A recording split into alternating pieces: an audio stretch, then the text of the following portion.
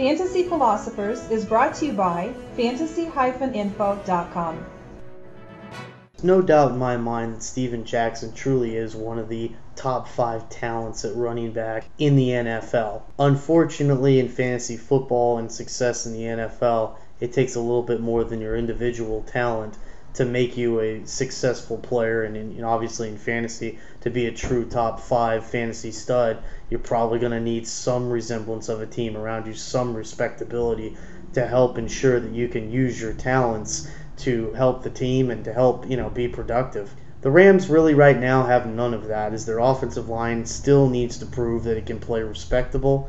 They're in major flux, obviously, at quarterback, as they have, A.J. Feely, he should be starting probably to start the year, and then Sam Bradford's probably going to move in at some point in there, but he's still a rookie.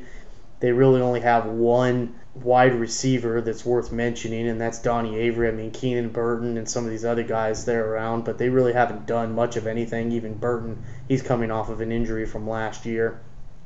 So this team, it's really hurting. They have one of the worst, if not the worst, defense right now in football, and there's just a lot that they have to prove.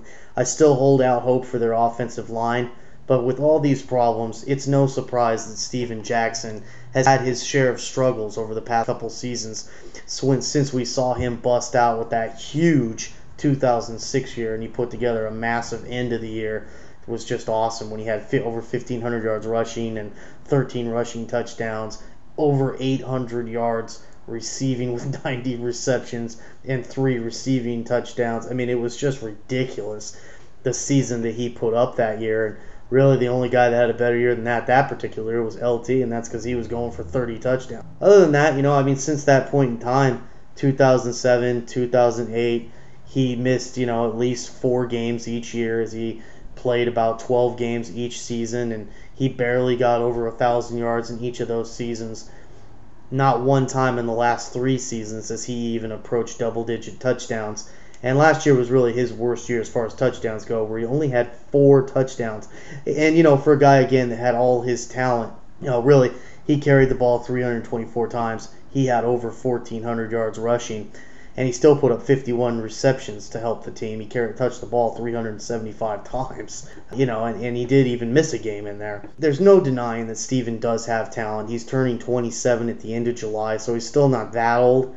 But, the wear and tear is starting to show, and that's why he ended up having surgery on his back. I think it was for a bulging disc here this off season. First, we didn't really know if he was going to be able to. First, it wasn't expected, that he wasn't going to participate in any OTAs or anything of that sort, and probably was going to come back hopefully in training camp in July. Now it actually looks like, as we're here at the end of May, he says he's feeling a lot better, and it looks like he may be able to do some light workouts and things in June. Obviously, they're not going to work him hard or do anything to try to upset anything that's going on in his recovery, because it'd be pointless to do so with a guy that's done so much. He truly is probably their top leader on the team. I mean, Steve Spagnuolo just couldn't praise him enough last season for his attitude and his, trying to lead the team and lead the pack to doing good things. And I have a lot of respect for him to do that. With the team that he's on, there's so many players that would just want to be traded. Look at Larry Johnson with the Chiefs. He goes on and says some ridiculous things on Twitter just to get himself thrown off the team. He knew what he was doing. He wanted to get off the team, and he was being a brat. I really got to tip my cap to Steven that, you rarely see a guy who's highly paid. It's sad to say.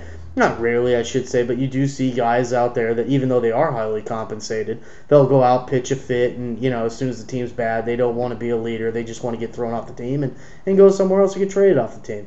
But for all that said, again, his fantasy value will suffer and continue to suffer until this team starts to show, some respectability. If those things can happen, look for Steven Jackson's touchdown totals to go up. I do expect him to probably be somewhere around 1,250 yards plus rushing. He's still going to catch balls out of the backfield. For all the things that are wrong with the St. Louis Rams, he's still going to work hard. He's still, he's going to put all that effort out there, and that's a good thing for fantasy owners to know. But with the back injury being in question, and we do have to question that, and that's going to be a question mark throughout the season, as it's been here now maybe for the last 3 years, because he's been playing with an injury there. Because of that, we've got him ranked down outside of the top 10. Just a situation where he's on the worst team in football. He's got the back injury, and so for all the talent that he may have, or he does have, it's a very, very bad situation for a guy to be in. And it's a shame. It really is a shame that he's continued. It's not just been 1 year. I mean, this is going to be like the 4th year that he's been on one of the worst or the worst team around in football. I mean, maybe bouncing back and forth between them and the Lions. Again, for fantasy, you have to pay attention to what's going on with the team around a player. It's not just the player themselves, especially in football. So look for him as, maybe one of the last running backs. I'd say he's definitely still a guy that's worth having as your top running back, but he's one of the back end players. He's the 11th or 12th best running back right now on our boards to get. And, it's a good sign again. For more fantasy football information, go to fantasy-info.com and sign up for our free e-newsletter. Good luck in your 2010 Fantasy Football League. As an added bonus, the Fantasy Info guys will include their 5 secret tips for success in fantasy football.